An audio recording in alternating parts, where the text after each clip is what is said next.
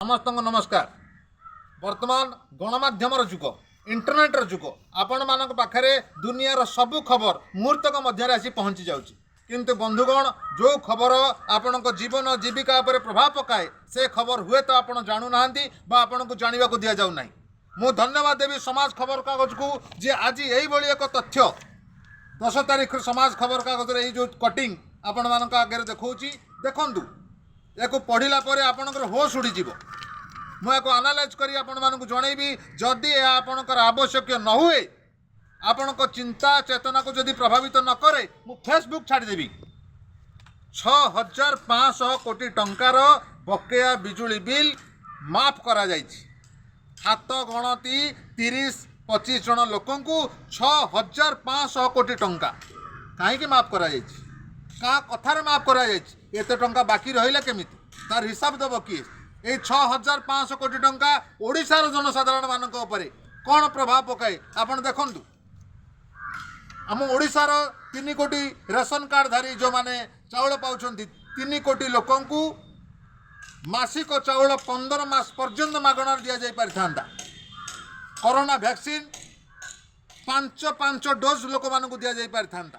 जदि जन को 400 टंका हिसाब से गोटे गोटी वैक्सीन मूल्य रखा जाए जहाँकि सरकारी मूल्य 5 थर दि जा पारिथांता। राम मंदिर खर्च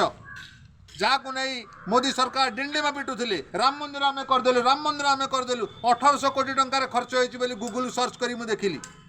4टी राम मंदिर तैयारी पारिथांता जेती टंका बड़ बड़िया लोकंर बिजुली बिल माफ करागला। परिक्रमा प्रकल्प जदि आम परिक्रमा प्रकल्प को हिसाब को नवा 458 कोटी टंका खर्च होती 15टी परिक्रमा प्रकल्प हो पारि था। दिल्ली मुख्यमंत्री बासगृह रिनोवेशन जहाँ को नहीं बीजेपी सरकार बारंबार सबुआड़े डेंगुरा पिटले एमती गला सेमती गला जो 52 कोटी टंका खर्च होती गूगल देखिली से मुख्यमंत्री बासगृह 130टी बासगृह हो पारि था जी टंकार बिजुली बिल आप बड़ बड़िया लोक मानक माफ करदे 60 लाख परिवार इलेक्ट्रिक बिल मासिक 700 टंका हिसाब से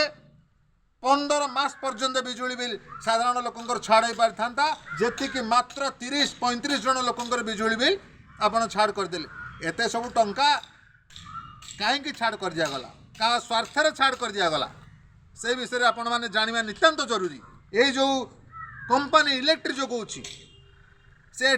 डाली चाउल बेपार करने आसीनी एटी से मुफ्त कर देवाई आसीनी से टंका कौटू पाइब आपण मानक उपर पाइब काली आपण घरे स्मार्ट मीटर लगी यही टंका आदाय करने काली आपणकर बिजुली यूनिट प्रति 5 टंका यही टंका आदाय करने बड़ बड़िया लोक मानक छाड़ कर आपण मानक तंटी चिपी टंका आदाय कर विषय ओडिशार अन्य कौन राजनैतिक दल स्वर उठे पारे ना बा पारु नाहांती कारण प्रश्न आसीबो एत टंका तांकर बाकी रहिला केमिति। तेणु एकमात्र आम आदमी पार्टी जे कि साधारण जनता स्वर साधारण जनता शिक्षा स्वास्थ्य सचेतनता बिजुली पानी पर कथबार्ता करे आपण माने आमको साहाय्य करंतु सहयोग करंतु आम स्वर को शाणित करंतु एवं जदि ये भिडियोटी आपन को भल लगी जदि आपण मने करूछंती जे साधारण जनता या जानिबा जरूरी तेबे आपण मंतव्य निश्चय दियंतु एवं गोटे शेयर करंतु। जय जगन्नाथ।